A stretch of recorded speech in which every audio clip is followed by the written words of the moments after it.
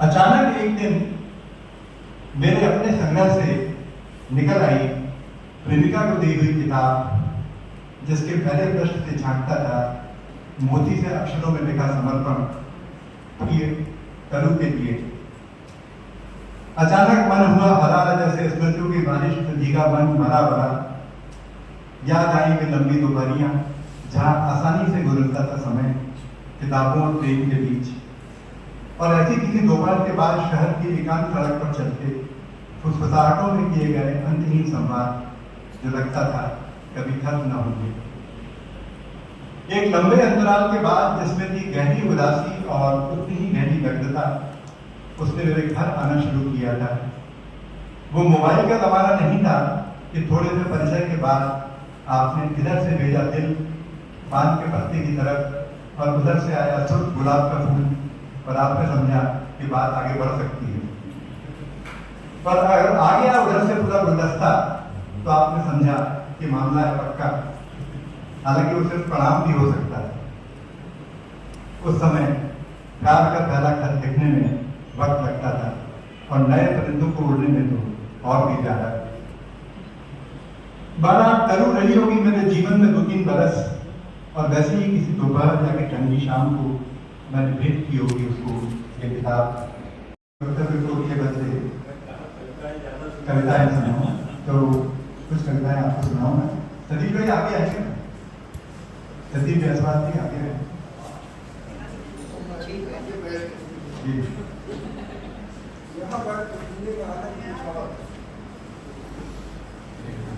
अभी हाल में मेरा एक नया कविता संग्रह आया है, जो विनोद तिवारी जी के मुख्य आतिथ्य में और रामकुमार तिवारी जी के विशिष्ट आतिथ्य में भोपाल में जो मुझे हुआ, उसी से कुछ कविताएं आपको सुनाऊंगा।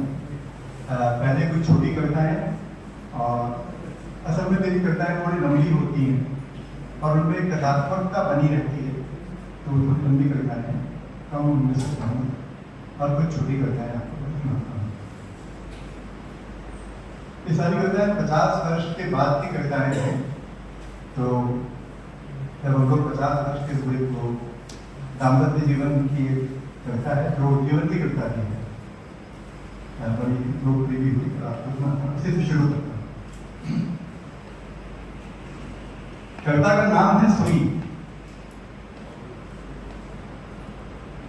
धागा सुई में डाला जैसे हर बार डालती होगी फुर्ती से हर बार।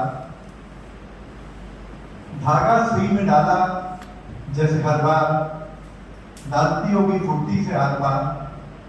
पर इस बार अनुभव था बिल्कुल अलग, सुई अलग थी, धागा अलग। हाथ धीरे से कांपा दिल। अभी कितना कुछ तो रह गया है अपने आसपास पड़ा अनपढ़ा। कितना कुछ तो बचा है दुनिया में देखा अनदेखा। अभी तो ठीक से किया भी नहीं प्यार, कहाँ बन पाया है ठीक अपना सारा संसार। पर सच ये था कि सुई छुई थी अभी अभी अंगूठे के पोर में, और उस पर टिका था रक्त का एक बिंदु अद्भुत संतुलन के साथ। उसी तरह जैसे आंख की कोर में टिका था एक आंसू, गिरा कि अब गिरा।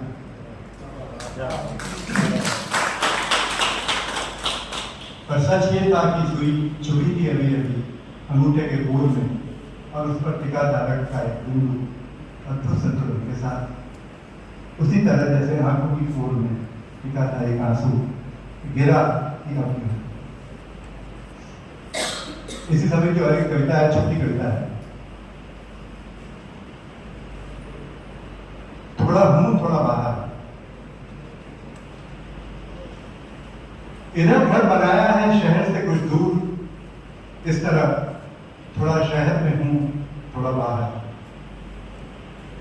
इधर घर बनाया है शहर से कुछ दूर, इस तरह थोड़ा शहर में हूं थोड़ा बाहर।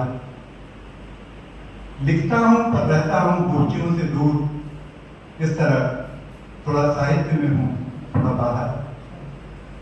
अब उम्र पहुंची 50, इस तरह थोड़ा जीवन में हूं थोड़ा बाहर।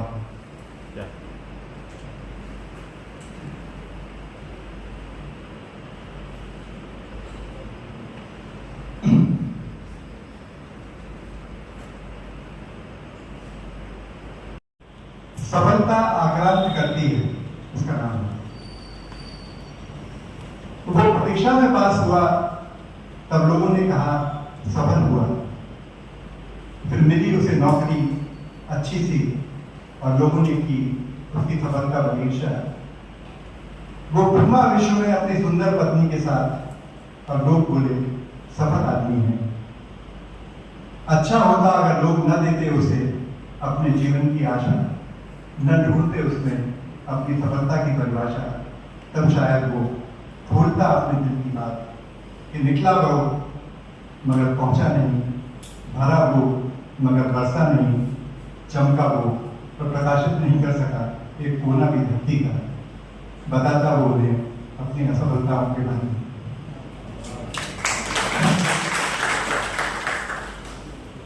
अब मैं थोड़ा टेस्ट बदलता हूँ और कुछ कविताएं जो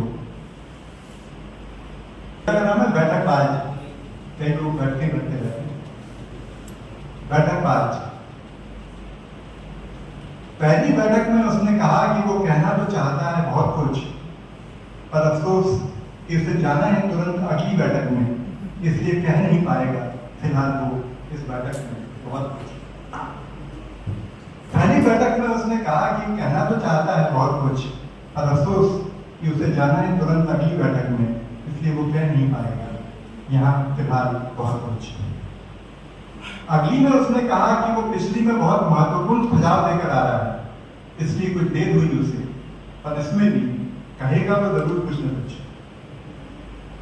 शहर की बैठक में उसने कहा कि गांव में जाकर सीखने की जरूरत है, और गांव की बैठक में कि बहुत पिछड़े हैं गांव वालों के विचार, उन्हें देखना चाहिए शहर में जाकर बहुत कुछ। शहर की बैठक में उसने कहा कि गांव में जाकर सीखने की जरूरत है, और गांव की बैठक में कि बहुत पिछड़े हैं आपके विचार, देखना चाहिए आपको शहर में जाकर बहुत सारा बहुत कुछ। गांधीवादियों की बैठक में उसने प्रस्तुत की मार्क्सवादी व्याख्या, और मार्क्सवादियों की बैठक में बताया गांधी का महत्व। देश की बैठक में दिए उसने विदेश के उदाहरण और देश की समझ के बारे में सवाल।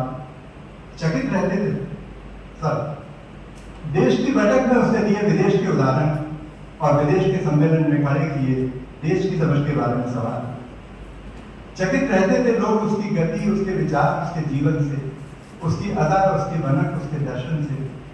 उसे मालूम थे सभी प्रश्न और उन प्रश्नों के उत्तर, लेकिन कभी भी खत्म नहीं कर पाया वो अपनी पूरी बात, क्योंकि हर बैठक के खत्म होने के पहले पकड़ना होता था उसे अगली बैठक के लिए हवाई जहाज। वो दार्शनिक था, दुनिया अपनी जगह पर थी, वो सतत यात्रा में था।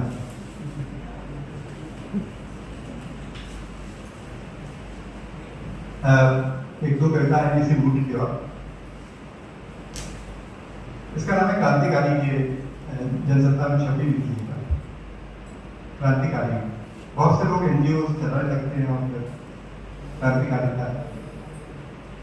फिर उसने क्रांति की बात की, फिर उसने बदलाव का प्रश्न उठाया, फिर उसने दाढ़ी बढ़ाई, फिर उसने कुर्ता पहना, फिर उसने परियोजनाएं दी, फिर वो मोटा हुआ। अब आप ही बताएं किस तरह वो बड़ा हुआ या छोटा हुआ।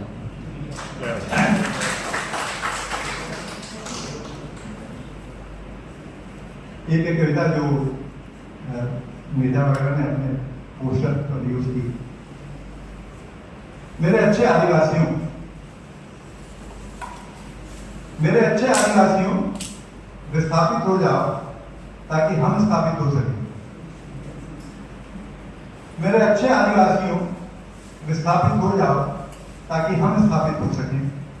पर देखो, दे देना पता अपना कि बुलाएंगे हम तुम्हें नाचने कभी कभी अपने राष्ट्रीय पर्व पर। भाइयों, हम कर देंगे तुम्हारे पेड़ों की सुरक्षा उन्हें काट कर, और तुम्हारे खनिजों की भी उन्हें आपस में बांट कर। फिर और तुम्हारे पास है ही क्या जिसे बचाने तुम देते हो धरना। मेरे अच्छे आदिवासियों, विस्थापित हो जाओ वरना